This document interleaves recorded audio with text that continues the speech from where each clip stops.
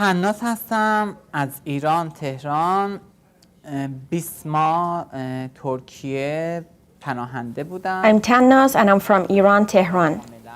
I was in Turkey for 20 months as a refugee, and with the help of UN, I came to Canada 16 months ago. من به خاطر اینکه در خانواده‌ام اولین مشکلی که داشتم رنگ پوستم بود، بعد اقلیت جنسی شد، ترانسکشوال، چون که من ترانسکشوال زن به دنیا آمدم. When I was about 67 years old, I started to dress like girls and act like girls. I was scared for my life within my own family. I'm Tanaz and I'm from Iran, Tehran. I was in Turkey for 20 months as a refugee, and with the help of UN, I came to Canada 16 months ago. خب به هر حال به خاطر اینکه در خانواده‌ام آرزوم بود به این کشور بیام. اولین مشکلی که داشتم آمریکا، خب رنگ پوستم بود، آزادی هست، بعد زندگی اقلیت جنسی شدم، ترانسکشوال، چون که من ترانسکشوال زن به دنیا آمدم. When I was about 67 years old, I started to dress like girls and act like girls. 20 ماه I was scared for my life within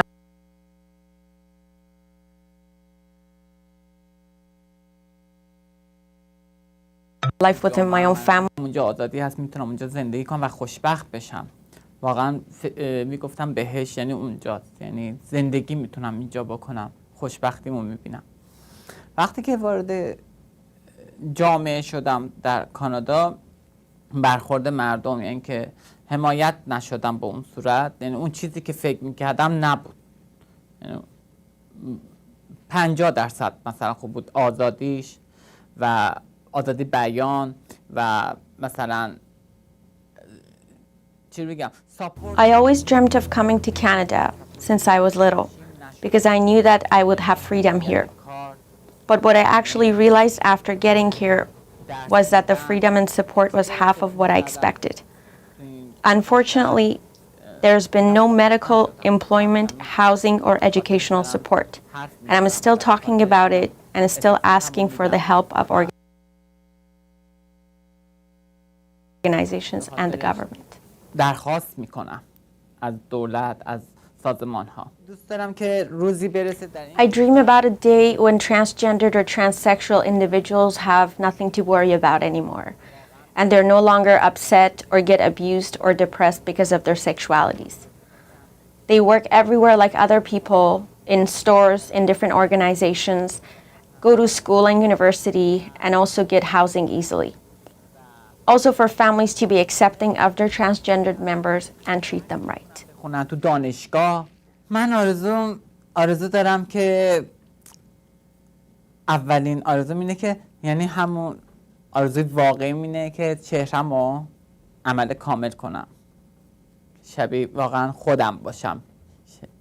بعدش یه شغل، اینکه به عنوان یک ترانسکشوال زن بودم در ایران و خودم قبول دارم خودمو. My first and biggest dream is to have my medical facial procedures done.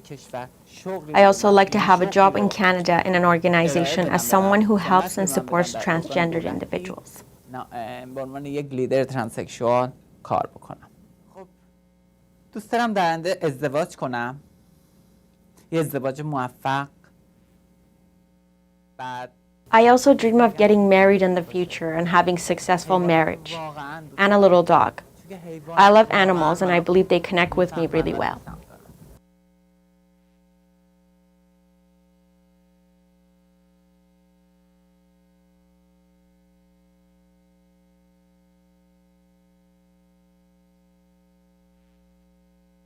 So queer and trans people move or migrate with some of the same kinds of motivations that other newcomers do. They move out of a need to be safe. They move out of a desire to connect or belong, to be with family, or they move out of a hope for someplace better.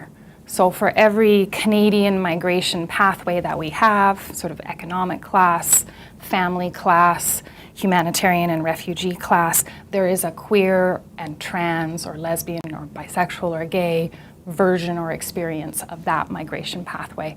I've known people who've come as live-in caregivers, people who've come as students, international students, temporary foreign workers, as same-sex couples, reunited or united through the family class system, and as refugees, asylum seekers, government-assisted refugees, and more recently, privately sponsored refugees. So restrictions against homosexuality or gay and lesbian people being able to immigrate and settle in Canada weren't lifted until 1977. The recognition of same-sex relationships for family class immigration happened officially in 2002, and that was in part because of the work of organizations like Legit, as well as gay and lesbian legal advocates. Prior to that, between 1993 and 2002, same-sex couples were able to access rights to immigration by using a humanitarian and compassionate application. And so it was sort of a backdoor route in, but it did mean that over 20,000 cross-border same-sex couples were able to immigrate and settle in Canada through this process. And then since 2002, there's been full recognition of same-sex partnerships as part of the family class for immigration. So those are a couple of ways that lesbian, gay, bisexual, or transgender newcomers may come to Canada. Refugee protection, when you look at the UN Convention on Refugees, there is no mention of either sexual orientation or gender identity as a nexus or grounds for refugee protection.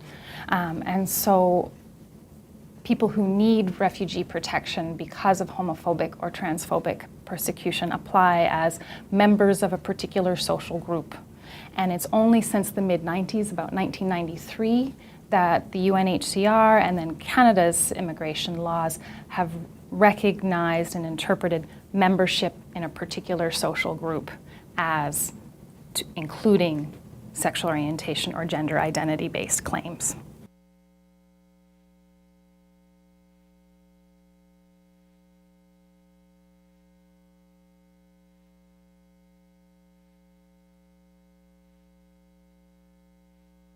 LGBTQ populations often face the same kinds of barriers. Immigrant refugees face the same kinds of barriers that Canadians face: racism, classism, sexism, ableism, ageism, heterosexism. But I think sometimes they end up dealing with these issues in fear and in isolation and unsure of where they belong when these experiences are presented to them.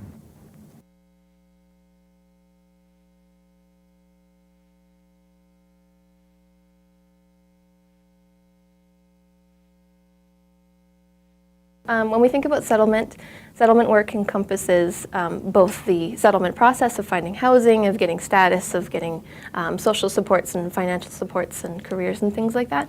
But when I think of settlement, I also think of emotional support, counseling, support groups and things like that. So when an individual is a service provider in a settlement kind of industry, it's important for them to recognize the unique situation of the client that comes before them.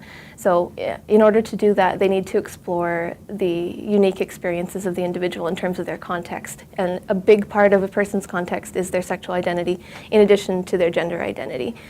So the reason for that is because gender identity in particular can have a huge impact on the traumas that someone might face, the barriers that they need to overcome, both in the migration process as well as in the settlement process, for instance.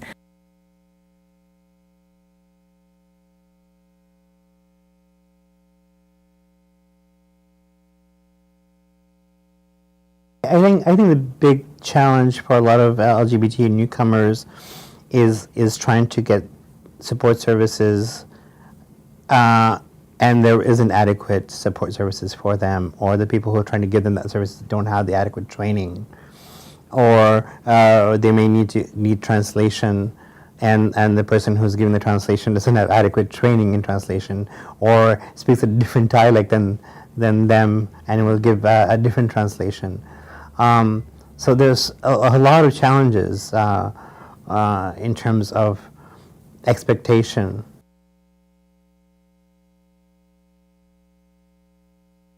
I think because there are so many unique things that immigrants and refugees who are gay and lesbian, bisexual, transgender, or questioning their sexual identity or gender identities, they come with very different needs, and some of those needs are the basics from understanding some of those definitions, and not just us understanding those definitions, but many different groups of people who are in touch with these groups.